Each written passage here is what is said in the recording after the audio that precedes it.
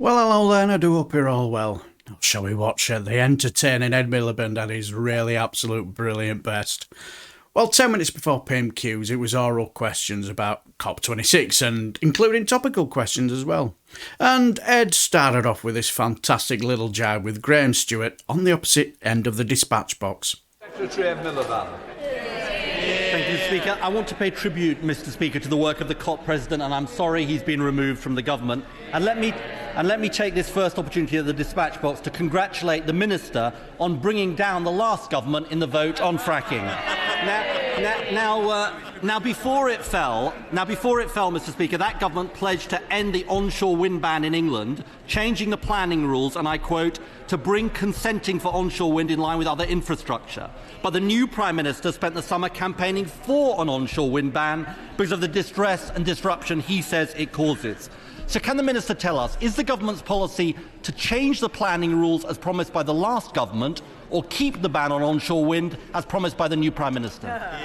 Minister. Well, I thank the right honourable gentleman for his question, and I'm delighted, as has been announced today, the Prime Minister is going to be leading our delegation to the COP, and I can tell him that we are working to ensure the speedy take-up of a whole range of technologies across the piece in order to ensure that we can deliver the net zero targets and stay on track.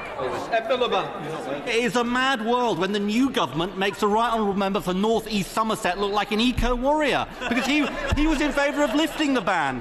And this is just one example of their failure. We're way off track from meeting our climate targets. The net zero strategy was ruled unlawful. The PM sacks the COP president. And all this when the UN is telling us we are heading for 2.8 degrees of global warming. Isn't the truth, Mr. Speaker? This year began with a Prime Minister who made grand promises that haven't been fulfilled, and it ends with one who has to be dragged kicking and screaming even to turn up.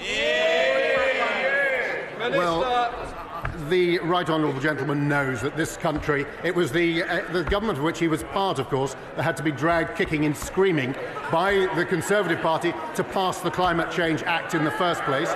It is this country which, since he left office, has moved us from renewables less than 7% of electricity to more than 40%, has seen the transformation of the energy efficiency of our housing stock, and it is this Prime Minister who will not only lead us at COP, but will take us forward, and we are on track to meet our net zero targets. We will meet our carbon budgets, and it is this party and this government which is the one that has a track record of action rather than rhetoric, and I have to admit the right honourable gentleman's increasingly good at that.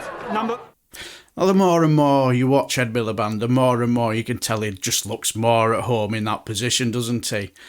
I've seen people write and say that the leadership of the Labour Party came at the wrong time and possibly a little early for him, and they could very much be right on that as well. But he's certainly coming into his own now, and he's a bit of a joy to watch, isn't he? Especially if he detest the Tories as well. But I love that jibe at the start. Bet Graham Stuart chuckled, didn't it? Did me as well. But anyway, I shall leave the video here, and until the next time, I shall bid you farewell and take care. Get the teeth in.